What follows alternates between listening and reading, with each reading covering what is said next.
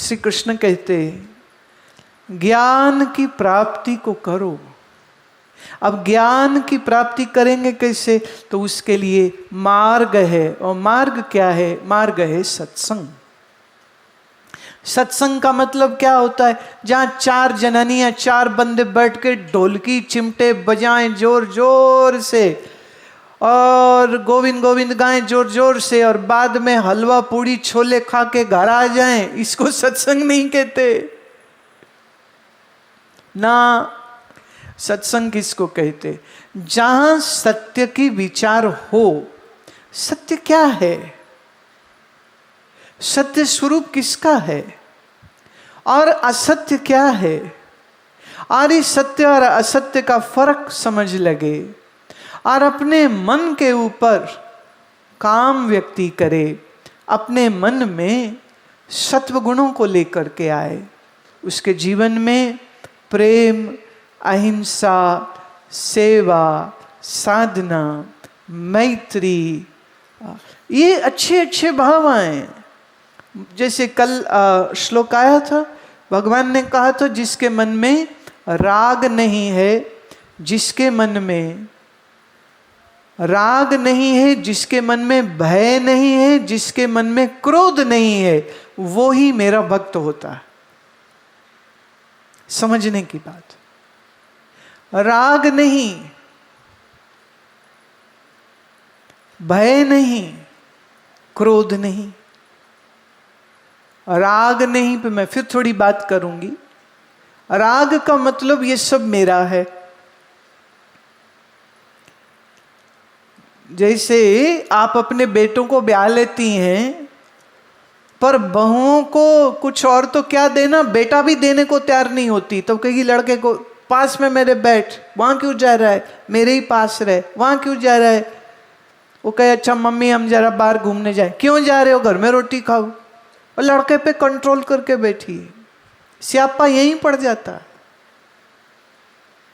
समझदार माँ वो है, जिस दिन बेटा ब्याह है ना, उस दिन सोचे कि आज से मेरे बेटे की जो अर्धांगिनी आ रही है, जो बहू आ रही है, आज से ये दोनों सुखपूर्वक अपने जीवन को जिए। तो फिर दखलंदाजी नहीं करनी चाहिए ना।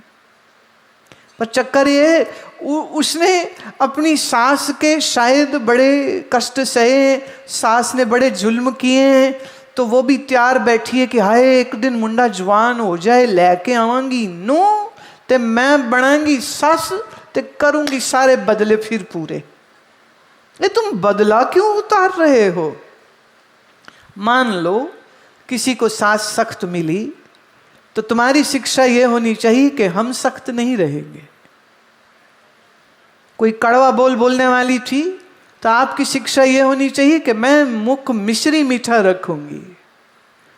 कई महिलाएं कहती हमारी सास ने बड़ा कंट्रोल किया, हमें कुछ देती नहीं थी, ये था वो था। मैंने कहा ठीक है ना, अब तुमने ये सीख लिया कि सास कैसी नहीं होना चाहिए, अब तू वैसी बन जैसा होना चाहिए। तो दखलंदाजी मत करो। पर राग होता है, कंट्रोल करना चाह रहे, सब कंट्रोल लगे पड़े हैं। मां कंट्रोल बेटे को करना चाह रही, बेटे को कंट्रोल बहू करना चाह रही, बेटा बहू को कंट्रोल करना चाह रहे, इसी चक्कर में झगड़े होते रहते। तो थोड़ा सा जब आप मन से राग छोड़ दोगे, तो सच ये है तुम्हारी गृहस्थी ज्यादा अच्छी हो जाएगी। बेटा कहे घूमने जाना, जाओ बेटा जाओ, बहुत अच्छी बात है। अभी नहीं जाओगे कब जाओगे? जाओ। प्यार देना सीखो ना, छीनना नहीं, देना सीखो। तो जो देना सीख गया उसका राग धीरे धीरे कम होने लग जाएगा। देना सीखो,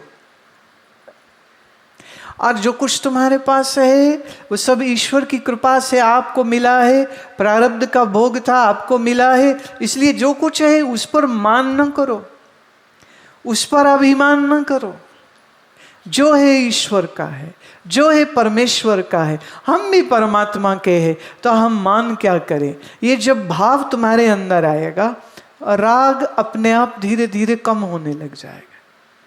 जिसके अंदर से राग चला जाता है, उसके अंदर से फिर डर भी धीरे धीरे खत्म हो जाता है। जैसे छोटे बच्चे आप देखो, माँ ने या बाप ने हाथ में हाथ पकड़ा है, बच्चा मजे से कई बार आंख बंद किए सो भी जाता है, क्योंकि उसको फिक्र नहीं है। बाप ने पकड़ा, बाप संभालेगा, माँ ने पकड़ा, माँ संभालेगी ना। और ज्यादा जोर नींद आ गई तो माँ उठा के सीने से लगा लेती है, बाप सीने से लगा लेगा, तो बच्चा निश्चिंत रहता है। हमें अपने शरीर के माँ बाप पे इतना भरोसा है कि हम अपना आप समर्पण कर देते हैं। भक्त मैं किसको कहती हूँ? जो ईश्वर को अपना माता पिता समझ के अपना आप समर्पण कर देता है कि प्रभु आप सब कुछ देख रहे हैं, मुझे भी देख ही लेंगे। अनंत सृष्टि को आप संभाल रहे हो, आप हमें भी तो संभाल ही लोगे, तो मैं फिक्र किस बात की करूं।